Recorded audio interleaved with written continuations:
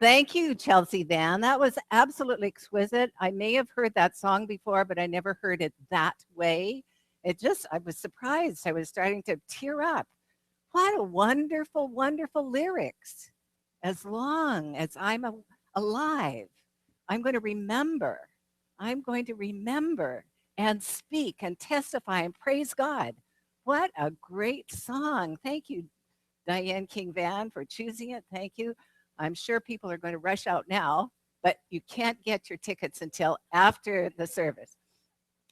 So we're starting a new month, and this month the theme of the month is the power of decision, and it's based on this wonderful, wonderful book, The Power of Decision, written by Raymond Charles Barker.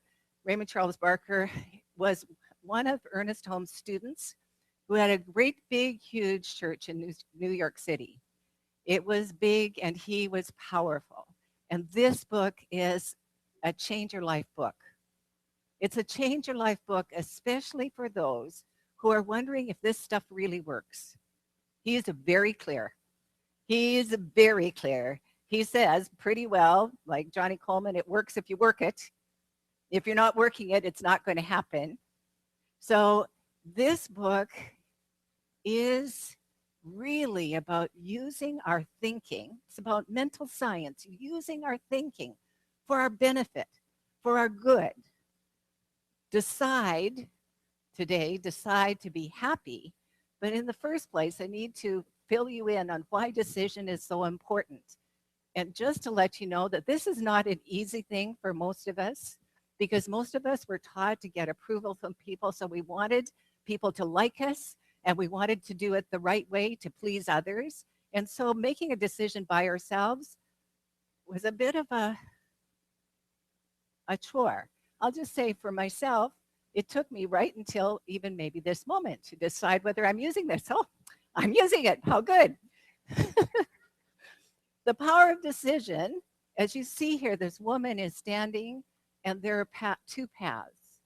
And usually in our life, there's more than one other choice. There might be 3 or 5, but there's a decision to make. And the first thing love this picture of a toddler looking in the mirror. It's not 2 people, it's 1. And she's discovering who she is.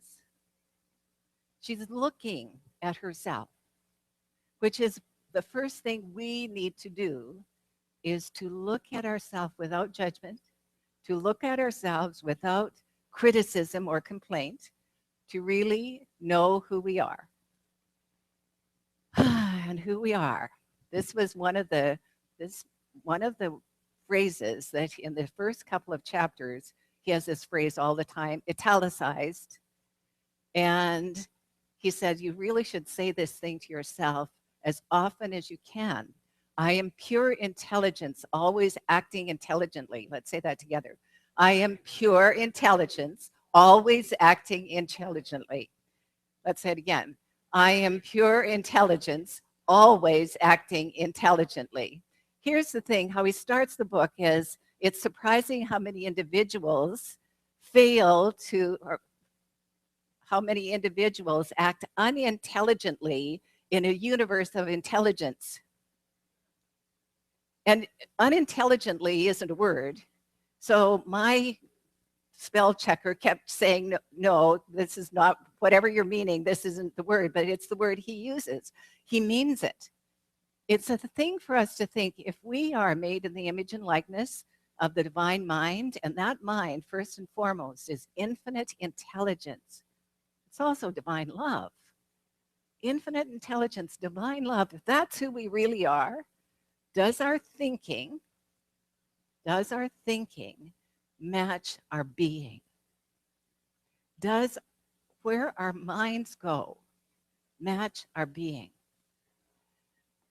And then he tells us, watch your alibis. Alibis, I love that. What's an alibi?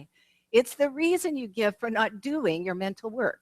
It's the excuse you make for not living the life of your choice, not making a firm decision and sticking to it, Those are alibis. Well, folks, we're born innocent. We don't need no more alibis, right?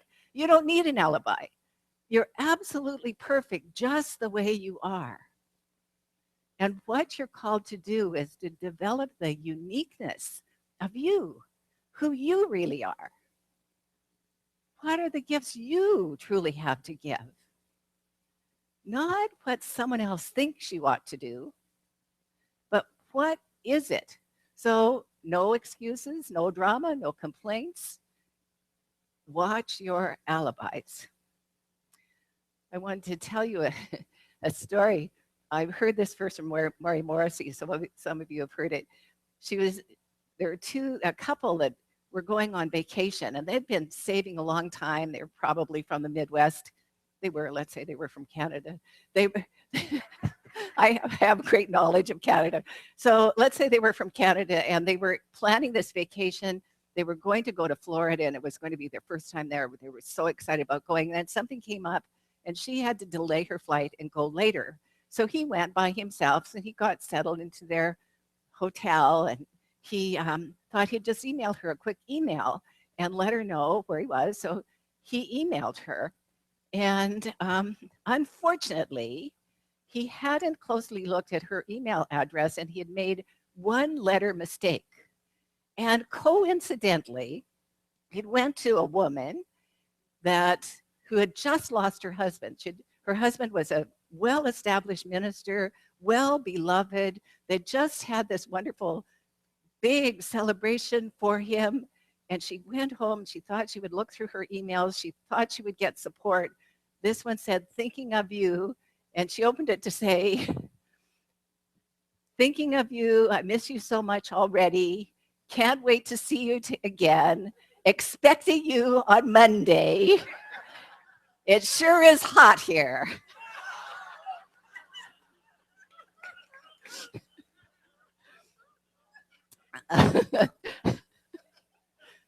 So making clear decisions is important. Okay, common alibis. I can never get any breaks. He or she doesn't appreciate me. Boss, lover, spouse, whatever. I didn't have the right credentials. They wouldn't hire me. I'm too old to learn what they expected me to know, et cetera, et cetera, et cetera. Fill in the blank. What are your alibis? You don't have to shout them out but honestly, you ought to know them. You really ought to know what gets in your way of living the life that you desire, of using this mental science in a way that you're healthy, happy, prosperous, that you are living the life of your dreams. What gets in the way? Whatever it is, it's time to stop it. Raymond Charles Barker has this wonderful, it's like one paragraph, tiny, 2 lines. He said, think of the problem you have that you can't solve or that you don't want. Now make a decision to get rid of that problem. Tell your subconscious mind that that is no longer you. It's no longer your problem. Say what it is that you want instead, and practice that every night when you go to bed until you experience it. Very clear. Very clear. What is it that you're experiencing that you don't want to experience? Have a clear idea of what it is that you want instead. You know, I was thinking about, this is June, and this is my anniversary month. I started this center 16 years ago, June. Yeah, thank you. And in that 16 years, when I first got there, we had this huge building fund that we then realized it wasn't so huge, and we grew it. But we had an idea that we wanted to buy a building. That was 16 years ago. Every year, we had 2 or 3 times a year, every quarter, a few of us would get together and we would we would look at listings for Dina Van Slyke, Hart Van Slyke, Aidan Greeny, McPhail, me, Kathy Riggs, a few others that came and went, were in that place where we were clearly speaking our intention about what we did want. And then 3.5 years ago, at our annual meeting, I said, well, folks, we'll have to face it. We don't have enough money saved. We have to save another $500,000 because we just looked at a piece of land in San Juan Capistrano. And then the universe said, you think so, do you? And the next day on my desk was a flyer saying church for sale here in San Clemente. Here, this building, for sale. And we came over, first of all, one or two came over, the board came over, that group came over, and it just kept calling to us. Some of the names on that sign, Bill Hart would bring his family over, even though we hadn't taken escrow, we had made an offer. But he showed every one of his family, see how good this is going to be. They have a business upstairs. There'll be people in the business that'll be making money for them. Sold on the idea, passionate about the idea. And we were about to close escrow and we went, whoa, looks like we're a little short here. So I went to you and I said, can you help us? And you said, yes. And another $185,000 came in, which ended up with, we did need that because there were other things to do besides just move in. It's a clear idea, a clear idea. I have a really clear idea about having every seat filled every Sunday. And you can help me with that. You can bring friends every Sunday. You can introduce this place to other people who maybe they'll like it, maybe they won't. But if they do, what a wonderful gift to give. So, this says, all improvement is dependent upon you seeing yourself as being greater than you are. I like this picture because it's like me walking on fire. I didn't think I could, and then I did. I doubt that I could leap over between one side of the world and another and survive, but anyway, all improvement is dependent upon your seeing yourself as being greater, and I would add, than you think you are. It's so hard for us to get the magnificence that we are. Your spiritual self is not contained in your bodies. It's this thing that is bigger than life itself, and the creator of all is in you, and it's your real self. So, problems. I found these emoticons. I thought, oh, good, I'll just share them quickly. Problems come from worry, confusion, defeat, resentment, hate. The indecision is actually the individual's decision to fail. Another way to say that, when you don't decide, you decide not to. When you don't decide to be successful, you're deciding not to be successful. When you don't decide to be healthy, you're deciding not to be healthy. Do you follow me? It's really clear. It's really powerful. So I like this. I used to be indecisive. Now I'm not so sure. And see, the out is that so many people that we're around don't know the power of their thoughts. They don't know the power of their thinking and of their emotions. And so it's okay to be indecisive.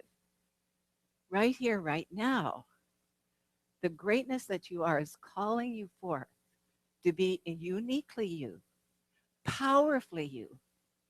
That doesn't mean that you need to be some version of someone you picture as powerful. It means you need to be you, fully you. So how do you do that? Stop asking for advice. Stop asking for advice. When you ask for advice, what you're saying is, the power within me doesn't know who I am. When you're asking for advice, you're putting your power, you're giving your power away to the people you're asking advice from. And when you come to a practitioner for a consultation, they will not give you advice. And if they do, tell me. Because they're not supposed to. It's right in the code of ethics. No advice. They want to know what you want, not what they think you ought to have. So stop asking for advice. No power anywhere sits in judgment of you. This is such good news. No power anywhere sits in judgment of you. The universe is unconcerned with your mistakes. You are your only judge, and your faculties are your faculties of mind are your only jury. Your faculties of mind, that law of mind that says yes to everything you believe to be true, everything you say with passion. The universe is saying yes, yes. I got hooked on thank goodness only the first season is out of Frankie and Grace. And it's a Netflix, so you have to have Netflix to watch it. But it's so good, such a good writing. And it's about a couple who split up because the law partners are in love with each other. The men are in love with each other, so they're leaving their wives. And it causes all sorts of reasons for decisions, all sorts of potential for well, for comedy, for sure, but also for remember what's important. What is the value? And there were many times, although it's a comedy, I was sobbing. It's so, for me, it was so touching, so good. So here's another thing. I am consciousness. Say that with me. I am consciousness. Say it again. I am consciousness. What does that mean? It's the truth. What does it mean? Well, I want to ask one of the ministers or practitioners. It simply means that you are that which creates your world.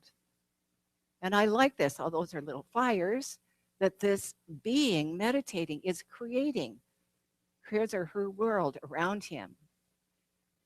I like this picture better, but happiness is genuine satisfaction with your present experience. That's interesting, isn't it? Happiness is genuine satisfaction with your present experience. So let's ask yourself, am I presently satisfied with my life right now? And if you're not, then go back to what I said earlier. Make a list. Get rid of those alibis. You can do it. You know, Pharrell Williams had this wonderful song, 2.5, 3 years ago, Happy. And it's so, I'm so happy, la, la, la, la, and we've even sang a part of it. But in this song, he goes so fast. Sometimes you don't really hear the lyrics of the second verse. I'd like to read them to you. You can read them yourself. Here come bad news, talking this and that. Yeah. They give you all you got. Don't hold it back. Yeah. Well, I should probably warn you that I'll be just fine. Yeah, no offense to you. Don't waste my time because I'm happy. So, sometimes it's shock to people when you tell them all of your news and you're fine. You don't have to fix it. You don't have to do anything. You're okay. You're choosing happiness. Choosing happiness. My highest hope is that you all choose happiness today. You get the power of decision. But here's the thing I want you to know, because it's true. When I first heard a minister talking like I'm talking, I was arguing in my mind with every word she said, because my God was outside of me. It wasn't inside me. It wasn't a law. It was love.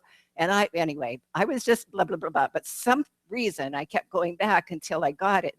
And I was given a wonderful little book list this week from Unity. And the first article was about when you first come to a church, a center, you go home feeling great, but you don't really understand why you're feeling great. So by about Wednesday, you need a little uplift.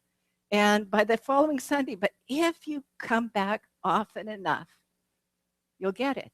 If you come to classes, you'll get it. So, okay, I want to close with reading you one of my favorite poems by one of my favorite authors, Mary Oliver. And this one's called The Journey. And I thought it was appropriate for today. The day you finally knew what you had to do and began, though the voices around you kept shouting their bad advice, though the whole house began to tremble and you felt that old tug at your ankles, then my life, it said. Each voice cried, but you didn't stop. You knew what you had to do, though the wind pried with its stiff fingers at the very foundations, though their melancholy was terrible. It was already late enough, and a wild night, and the road full of fallen branches and stones. But little by little, as you left their voices behind, the stars began to burn through the sheets of clouds, and there was a new voice which you slowly recognized as your own that kept you company. As you strode deeper and deeper into the world, determined to do the only thing you could do, determined to save the only life you could save. Please join me for prayer. Diane's going to set us up with a new something.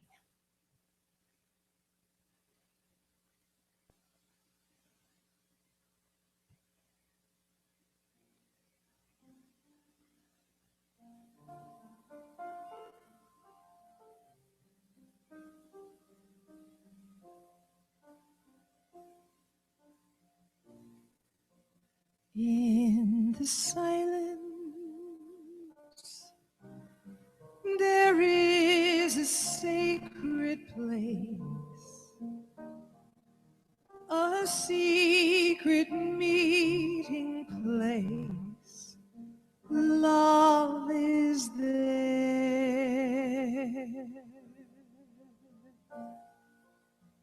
In the silence, where every color blends and every rainbow blends, good is there.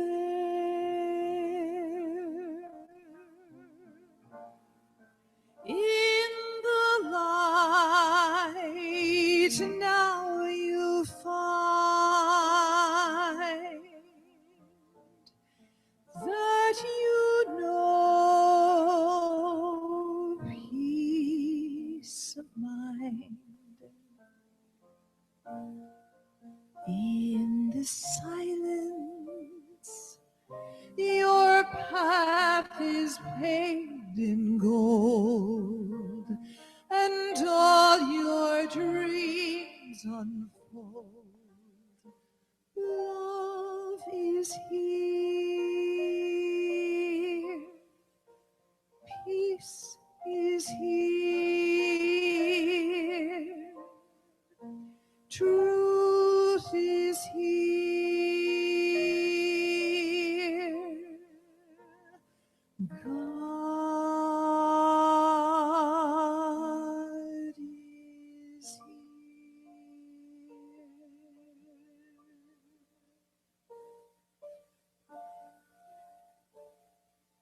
Infinite intelligence, God, is right here in this very room, in and through and as each one of us. It is the word that I speak. And this is what I know. I know that I am here for good, for God. I know that every thought is a prayer, and I pray consciously. I know every excuse is simply an alibi, and I don't need any alibis. One with God, I am innocent and I am free. I no longer make excuses. I move forward toward my dreams, filled with all the good there is. I'm so grateful that this is so. what I know for myself, I know for each one here. So, knowing that this is the beginning of a brand new expression of life, I say thank you, God. And I release this word to the power and action of divine law.